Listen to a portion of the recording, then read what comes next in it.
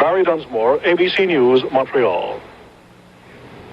In the Middle East, the Arab League peacekeeping troops now have about 80% of Lebanon under their control. There has been some gunfire outside the capital, but since the troops arrived, the most serious problem in Beirut itself seems to have been a traffic jam in the center of town. Cars and people are back on the streets, and Rex Ellis brings us up to date on what it was like in Beirut today.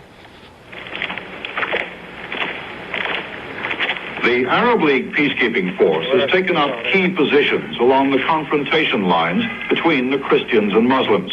The aim is to keep the two sides apart. The area around the Parliament building was too dangerous to enter before the arrival of the Arab League forces, mainly Syrians. Now the troops have to keep back the curious. The Syrians are also guarding Beirut's main radio station, but they are not running it themselves. Radio Beirut is still operated by the Muslims. The Syrians are going about their peacekeeping role with a gentle hand. There is not a soldier on every corner. The troops are staying out of commercial districts, leaving the people to start picking up the pieces left after the war. Hamra Street used to be known as the Fifth Avenue of the Middle East.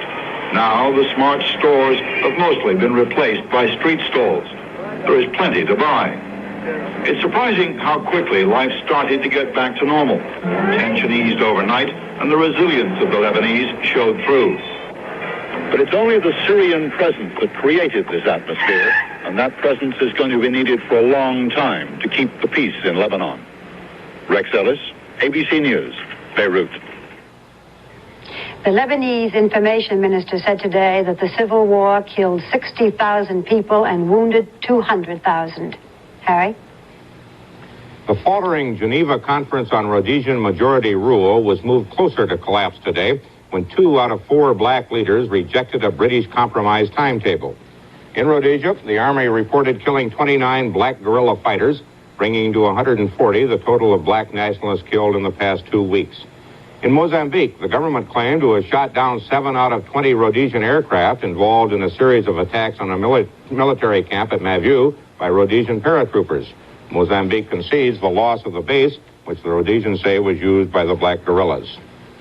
From our man in Hong Kong, Russell Spur, the latest Chinese government attack on Chiang Ching, Mao Zedong's widow,